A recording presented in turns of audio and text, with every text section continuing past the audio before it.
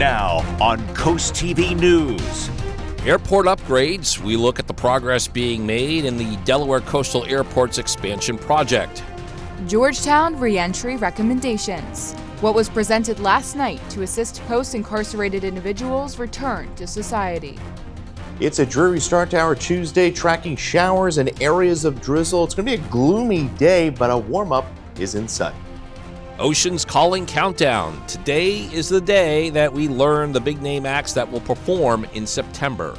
This is CoastTV News Today. It is Tuesday, March 3rd, 2026. Good morning, I'm Pensick. Good morning, Matt. I'm Grace Eckerly. Thank you for being up with us during our 5 o'clock hour, and it's kind of a special day today, Matt. Yeah, we got third month, third day of the third month, but it's 2026. Couldn't make the whole thing work. Is there a lottery going on right now, or maybe you could play like 333 or something? Have you ever heard about angel numbers? No, what do you got for me? If you see like 1111 on the clock or something. That's a wish, right? Yeah, Okay. It's like a fun thing like that. So maybe if you see 333 on your clock today, maybe make an extra special wish. And my wish is for this rain to go away. But First Alert Meteorologist Chris Mastrobuono is saying it's going to be with us for the morning.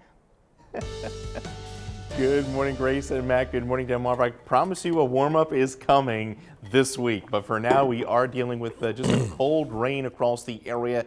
We're seeing showers, not all that heavy, but you can see it's a wet commute down all our highways here through Coastal Highway, right down to Lewis through Fenwick, Millsboro, seeing some light shower activity at this hour. Now, if you are venturing north through Newcastle County, that's where you will encounter a wintry mix. Some sleet, some wet snow, but that will eventually go over to rain here through the morning. They have a winter weather advisory up through Newcastle County through 8. And this area of low pressure off the coast will continue pushing to the east, so I'm expecting the rain to come to an end here over the next few hours, and we will dry out through the afternoon. 39 right now in Ocean City, so we are above the freezing mark. 37 Rehoboth, 35 Georgetown to 36 in Salisbury, so not dealing with any frozen precip. You can see the winds continue off the ocean anywhere between about 5 to 10 miles an hour. Not much in the way of sunshine today, but we are going to warm up into the upper 40s to lower 50s.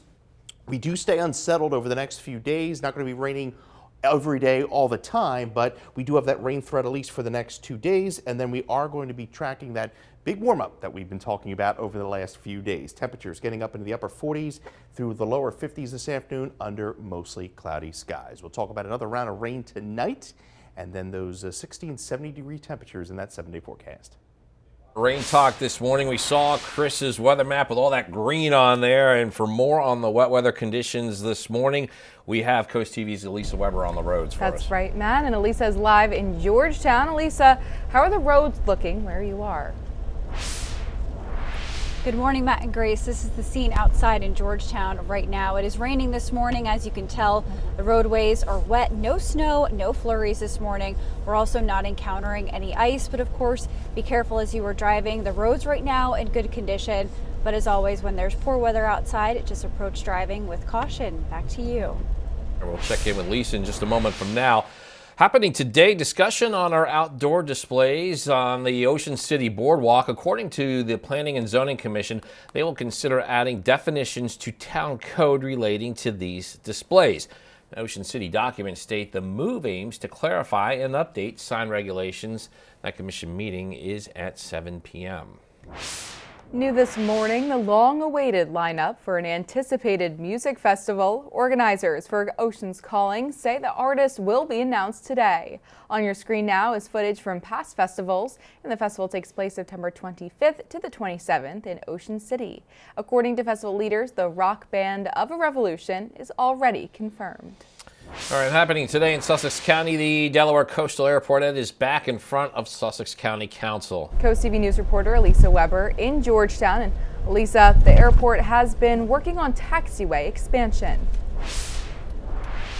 Good morning, Matt and Grace. Today, the department with the engineering department with the Delaware Coastal Airport is going to present phases 5 through 7 of this taxiway project. Back in September 2025, phase 1 of 4 began on this project to extend taxiway B, mirroring the existing taxiway to allow for larger aircrafts to navigate the grounds with ease. According to the agenda for today's meeting, the next 3 steps include design and 2 construction phases. Back in September 2025, 2025, Sussex County asked the FAA Harrisburg District Office if they could package the last 3 phases of Taxiway B project into a single FAA airport improvement grant. The airport manager says this would reduce the overall project cost. And that project will be further discussed at the council meeting this morning at 10 a.m. Back to you. Thank you, Elisa. Food trucks and parking. Last night, the Milton Town Council approved a permit that reopens a few spots during the summer concert series. And the Milton Theater submitted the application to use spaces on Union Street for food trucks every Thursday from May 21st to September 17th. Yeah, sorry about that, Grace. Coast TV News reporter Anna Sophia Roman tells us what the theater and community are saying. Milton Theater's Quayside Outdoor Summer Concert Series takes place in this lot off Union Street. Once again, the theater wants to put food trucks in 2 of these spaces on Thursday evenings. Bella Myers with the Milton Theater says it's important to them to foster a community atmosphere. They're local food trucks that sent us applications to set out here. It's so that the patrons of the theater and for the town can enjoy the concert as well as some food from our local food trucks. Some people we spoke with off camera told us they are already concerned because of the limited parking spaces around town. But for others like Heather Dislensky, it's a terrific idea. I don't have a problem with it because I go to Quayside all the time. I mean, it's one of our favorite things to do over the summer, and grabbing a bite and having an extra place to do it is not bad. In Milton, Ana Sofia Roman, Coast TV News. More discussion on Delaware's fiscal future as the deadline to finalize the budget inches closer. The Joint Finance Committee is set to gather again today, and according to the agenda, leaders will discuss topics connected to the Department of Education. The Joint Finance Committee will gather today at 10 a.m. at Legislative Hall. New this morning, Clear Space Theater Company is getting a big financial boost to expand live performances and arts education. The organization says it has received a $350,000 grant from the Longwood Foundation. Funding will support a 2.5-year expansion of the theater's live productions and Arts Institute program. ClearSpace says they plan to match the funding in June of 2028. This includes contributions during the Do More 24 campaign, March 5th and 6th. The Way Home and the Everlasting Hope Ministry presented recommendations to the Supportive Housing Committee Monday night in Georgetown. They are 2 committee providers that specialize in post-incarcerated individuals' return to society. Coast TV photojournalist Matt Hisman shows us what was discussed. I'm a firm believer if you don't take care of that drug addiction or that recovery addiction, you can't live right. I am happy to know that they've been interviewing other providers, what we call community partners in Sussex County, and that some of what I've expressed has also been expressed prior to me. I'm happy to hear that there's a need, and they feel there's a need for a consortium of sorts. Resources are so scarce, so you want to be able to maximize the money and the impact. If you don't know what the left hand is doing, unfortunately, these kinds of gaps allow people to go from place to place and kind of shop. Resources are very scarce, so coordination is really important. We do duplicate some efforts, and I think some services fall through the cracks. So if we all had an understanding of what each of us did and what our priorities were or what our niche was, then we could possibly make the system much more beneficial to the population that we service. I think we come together and work as a team, I think it'll make things a whole lot better. This is all about public education. It's nothing else. And we are now taking a live look at Beirut, Lebanon. It's just after the noon hour there, and you can see some smoke in the skyline, and it's part of the reaction to the strikes on Iran over the weekend. And this just in, President Trump says it could take longer than a month to end Operation Epic Fury, though he claims it's ahead of schedule to reach his goals. This as the death toll of American service members is growing. As NBC's Alice Barr shows us, these military operations have also stranded Americans in combat zones. what? This morning, war in the Middle East is intensifying, setting off a scramble to get Americans to safety. The U.S. Embassy in Riyadh, Saudi Arabia, struck by drones. A Saudi official tells NBC News no one was injured. Now several U.S. embassies across the region are closing, ordering non-emergency personnel to leave, though thousands of flights are canceled, stranding American travelers. All of a sudden, we're in the middle of a war zone. Americans abroad and at home wondering how long the U.S.-Israeli military campaign against Iran will last. We projected 4 to 5 weeks, but we have capability to go far longer than that. This is not Iraq. This is not endless. Now, in a new war powers notification to Congress, President Trump saying it's not possible to know the full scope and duration of the operation. Trump officials set to brief all of Congress today, as some leading Democrats who got early briefings argue Iran did not pose an imminent threat to the U.S. There was a threat to Israel. But if we equate a threat to Israel as the equivalent of an imminent threat to the United States, then we are in uncharted territory. Secretary of State Marco Rubio saying the administration knew Israel was preparing to strike Iran, and the U.S. acted first to prevent a chain reaction. There absolutely was an imminent threat, and the imminent threat was that we knew that if Iran was attacked, and we believed they would be attacked, that they would immediately come after us. With now 6 American service members confirmed dead as Iran strikes back. The president vowing to destroy Iran's missile capabilities and navy, ensure they can never get a nuclear weapon and can no longer arm terrorists. In Washington, Alice Barr, NBC News. New this morning, budget discussions expected in Ocean View. According to the agenda, this meeting was rescheduled from February 24th.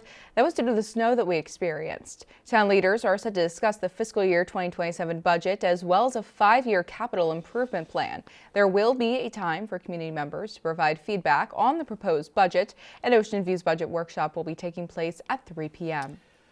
Bay Health says it's expanding access to preventive care by offering weekend colonoscopy screenings in April. The organization says this will be on Saturday, April 18th, and also Sunday the 19th at the hospital's Sussex campus in Milford, and appointments are open to people 45 years old and older who are due for a routine screening colonoscopy.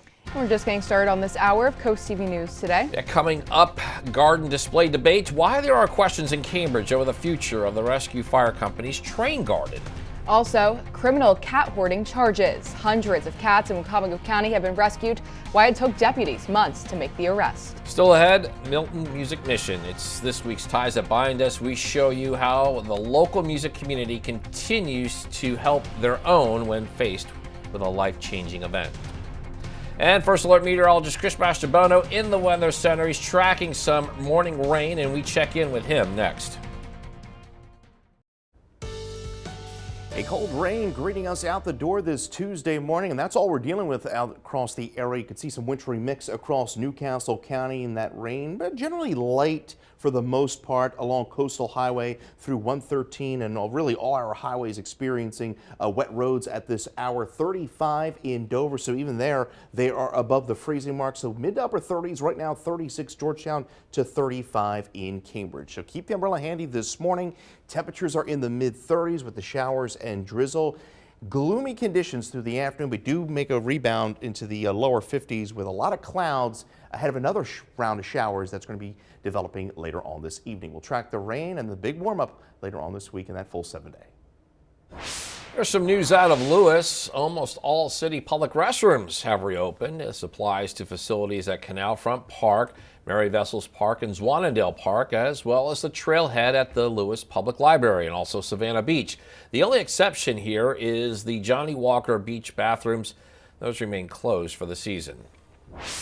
If you love hunting and want to help protect the tradition for the next generation, here's your chance. The Delaware Hunter Education Program. It's looking for volunteer hunters and trappers as education instructors. The state provides all course materials and training. Volunteers must have hunting experience, pass a background check, and be committed to conservation.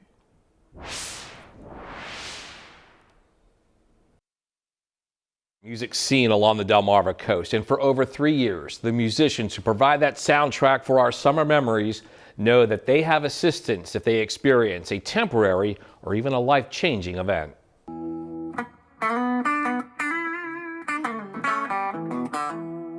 Nearly 200 years ago, American poet Henry Wadsworth Longfellow said, "Music is the universal language of mankind." It's a language that Milton's Al Frantic promotes on a daily basis.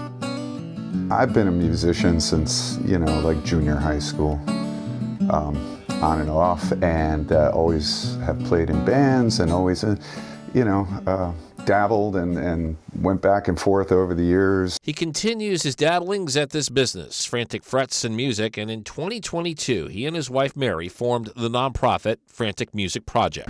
Musicians, a lot of them, that's all they do for a living. They don't have a day job with benefits.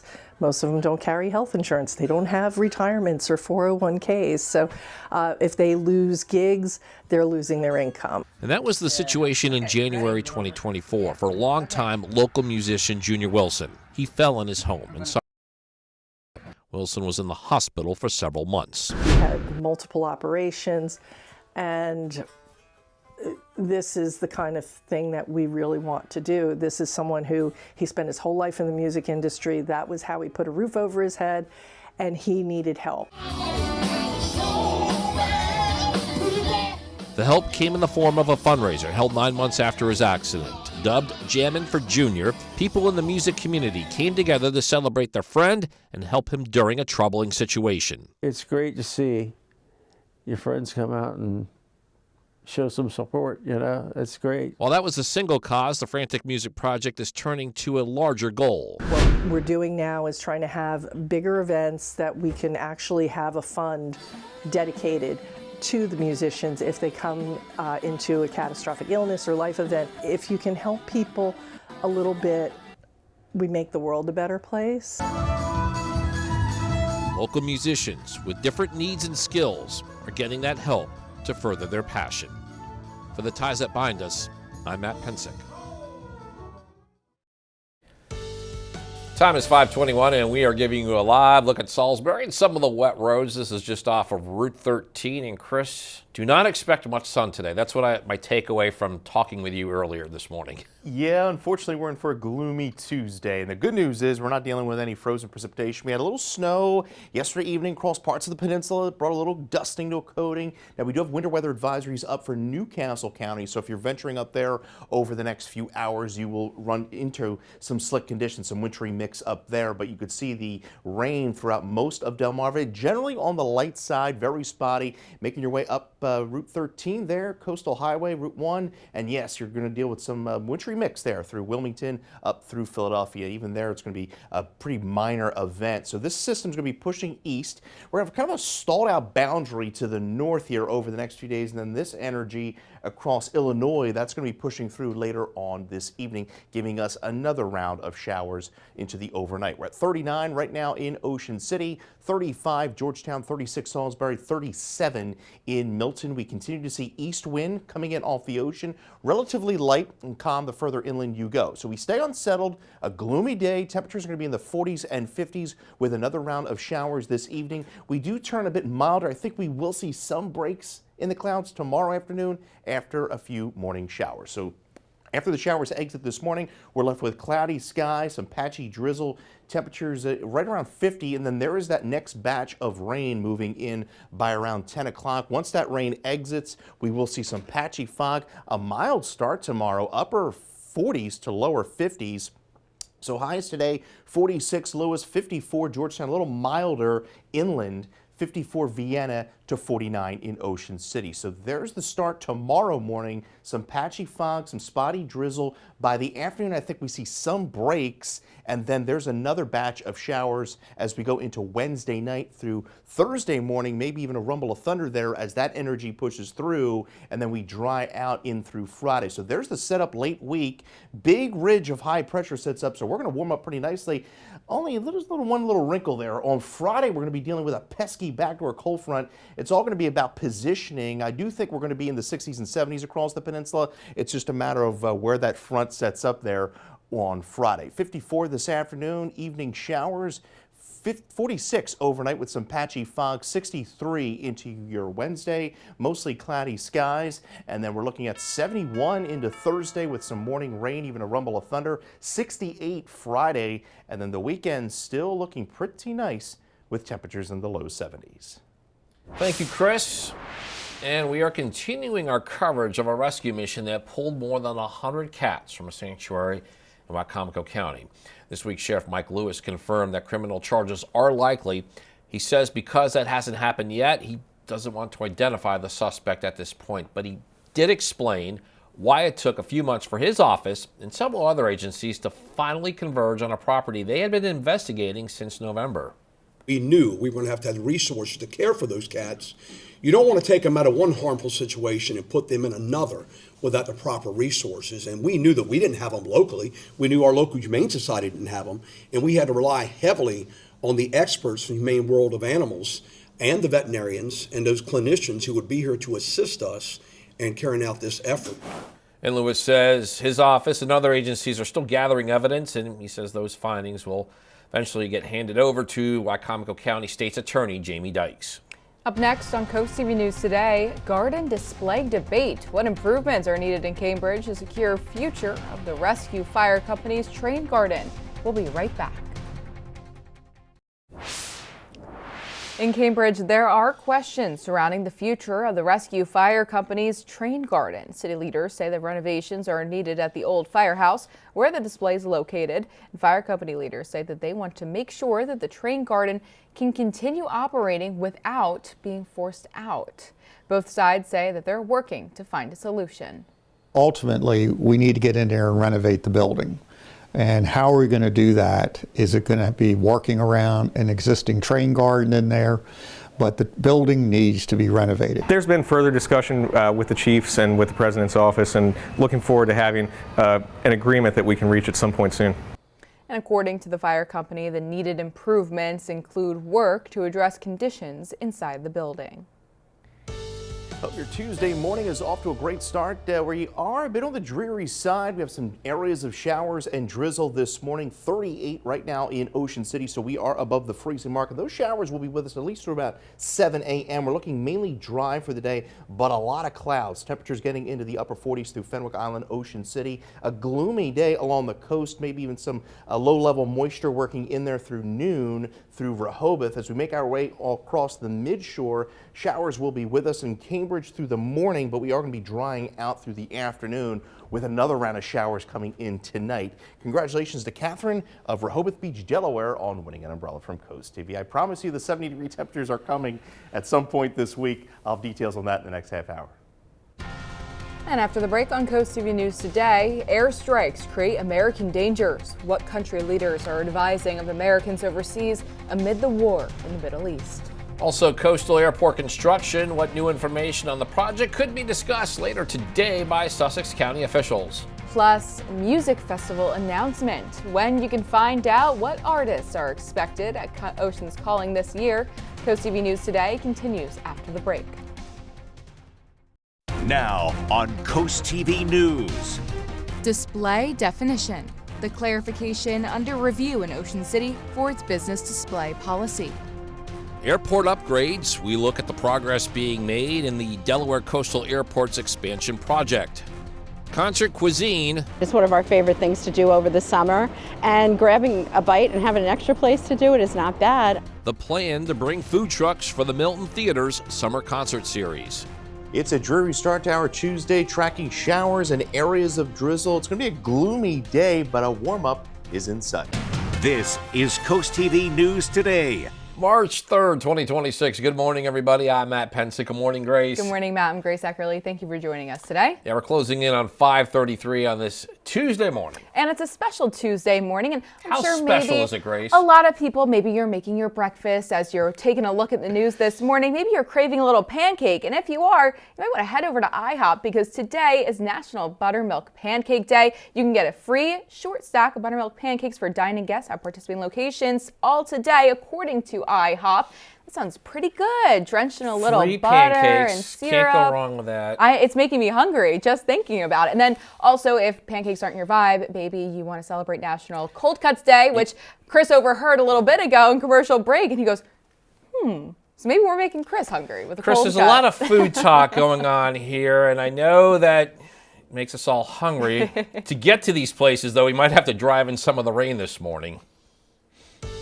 Yeah, that's right. I mean, it's a good day to eat some soup maybe. Later on today, we're going to have a lot of cloudy skies across the peninsula. We're dealing with some light shower activity, not all that heavy. You can see we're dealing with primarily rain across most of the peninsula. You can see scattered showers, drizzle moving through the southern portion of the midshore. Getting a little bit of break there south of Salisbury, but very damp out there. The wintry mix is confined to Newcastle County, so if you're venturing up through that way, you could encounter some slick conditions across the northern part of the state. But we are going to be drying out later on this morning, but the cloud cover is going to remain intact. You can see the wet roads there in Salisbury, 36 degrees, so we are all above the freezing mark. We're at 36 in Long Neck, 37 in Rehoboth, 38 in Ocean Pines. We continue to see onshore flow, but the winds are generally on the light side this morning. So as I mentioned, a lot of cloudy skies through the area today. We get up into the upper 40s at the coast to the lower 50s inland,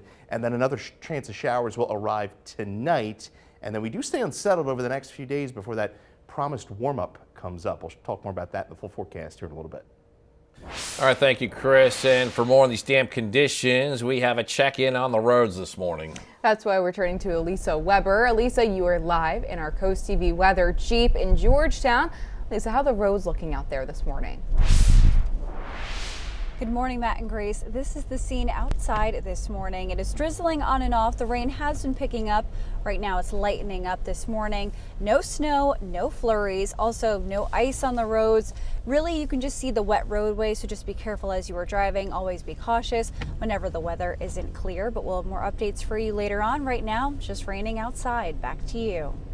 Thank you, Elisa. Now happening today, the long-awaited lineup for the anticipated music festival. Organizers for Oceans Calling say artists will be announced today. On your screen is footage from past festivals, and the festival takes place September 25th to the 27th in Ocean City. According to festival leaders, the rock band of a revolution is already confirmed.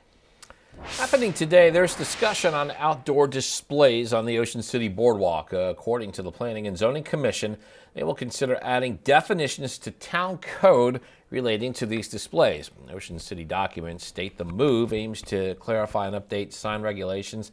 This meeting for the commission is taking place at 7 p.m. And happening today in Sussex County, the Delaware Coastal Airport is back in front of Sussex County Council. Yeah, here's another reason why we have Elisa Weber in the Georgetown area. She's in the area of the airport where there is a focus to expand its taxiways. Good morning, Elisa. Good morning, Matt and Grace. Today at the Sussex County Council meeting, the engineering department for the Delaware Coastal Airport, which is where we are driving around right now, they're going to go over the next 3 phases of this terminal project. These are phases 5 through 7.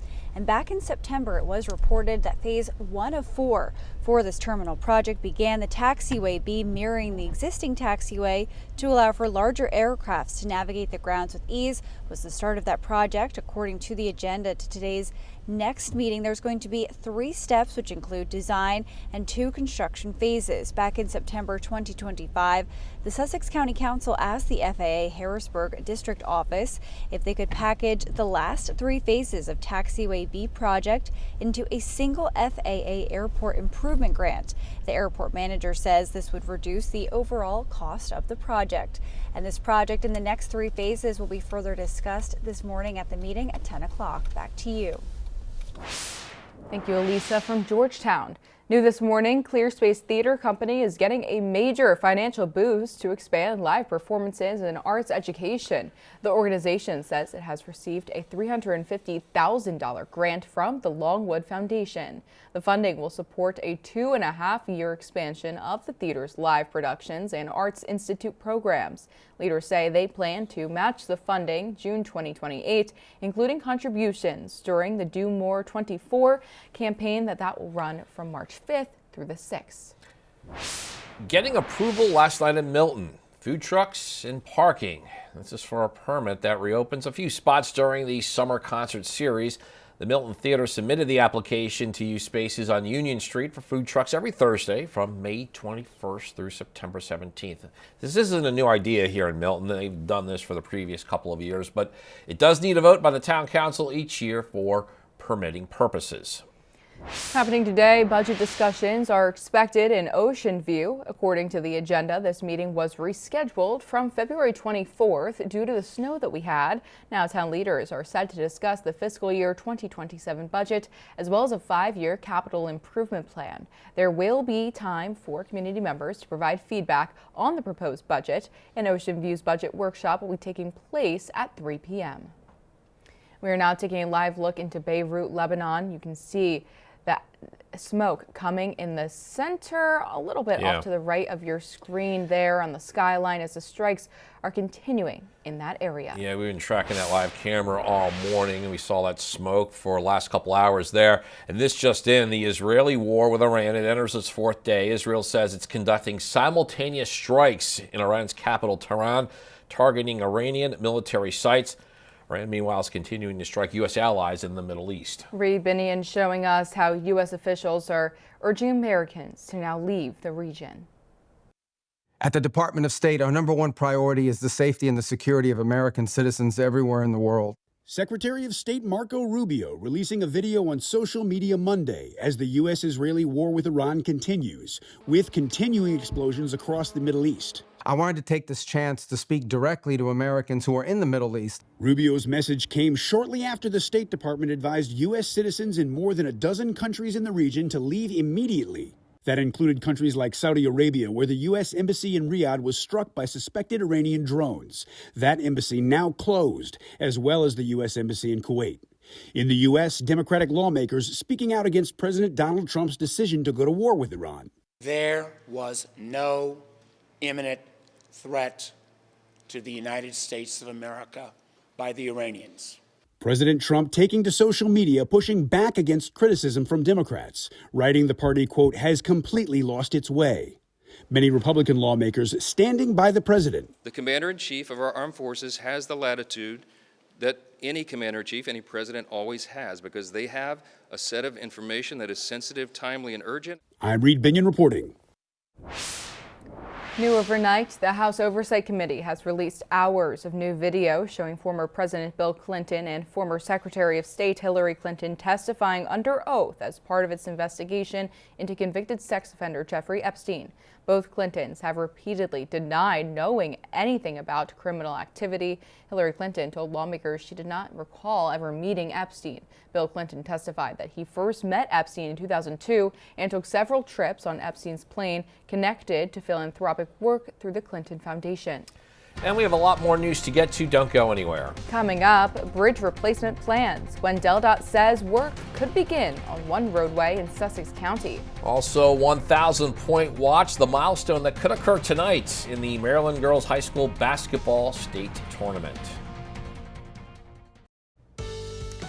Well, it is a dreary, wet start to our Tuesday, but thankfully we're not dealing with any frozen precipitation. You can see the showers pushing through Sussex County, a little drier as you push south of Salisbury, but you can see the damp conditions along the camera lens here. 36 degrees in Salisbury, we're at 35 Cambridge, 34 Easton, 37 Bethany Beach, and we're at 39 in Ocean City. So expect those wet roads throughout the morning, and then we are looking at drier conditions, but cloudy skies through the afternoon as we get up into the upper 40s, and then we're expecting another round of showers this evening. You can get your latest forecast by calling our First Alert Weather phone. I'll have details on when the 60s and the 70s will finally arrive on the peninsula here in a little bit.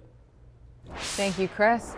Salisbury's Green Team has been awarded a $20,000 grant to expand pollinator habitats across the city. The funding will support new native gardens and meadows on city, business, and residential properties, all aimed at helping bees, butterflies, and other pollinators whose populations are in decline. The project includes launching up to 5 new high-visibility habitats, distributing multilingual educational materials, and hosting community planting events. The Delaware Tourism Office says they are bringing the excitement of the FIFA World Cup 2026 to Sussex County. They are hosting a watch party in Milton at Hudson Fields on June 20th. There's another party set for the Delaware State Fairgrounds on June 26th. Additional watch parties will take place at Delaware Stadium in Newark and at the Bob Carpenter Center. Tickets go on sale March 5th at 9 a.m. The Delmarva Sports Network from the Wawa Studios. On the hardwood, Bayside teams are battling it out in states. Wicomico girls basketball is set to take on Queen Anne's County tonight. The second round matchup has a little bit of extra meaning because of a potential milestone for the Tribe. And the player that has been the engine of Coach Willie Downing's team for the last 4 years, Seva Foreman, she isn't just on the verge of cracking 1,000 points. Oh no, she probably did that back in the prehistoric era. She's on the verge of 2,000 points, and she can very easily get to it tonight against Queen Anne's County. She's within 10. She'll probably have that after the end of the first quarter. And if you can't make it out to the game, well, don't worry. Our good friend Tyler Aiken here at DSN will be live reporting that game, and there will be a feature package 10:30 tonight on The Final Score with Tyler reporting on the Tribe going against the Lions. You're currently watching some of the footage from the last time these two teams played with postseason stakes on the line, the Bayside Championship from a year ago. So these two teams are very familiar with each other. And the cool part about whoever wins this game between Y-High and QAC tonight is they will play another Bayside team in the next round of states. It will either be Kent Island or Easton. So very exciting next couple of days for Bayside hoops on the girls' side. But that game tonight tips off at 5. Have a good one, Delmarva. And coming up tonight on DSN, Maryland Eastern Shore hosts South Carolina State in women's basketball. Then we have the Final Score for you at 10:30.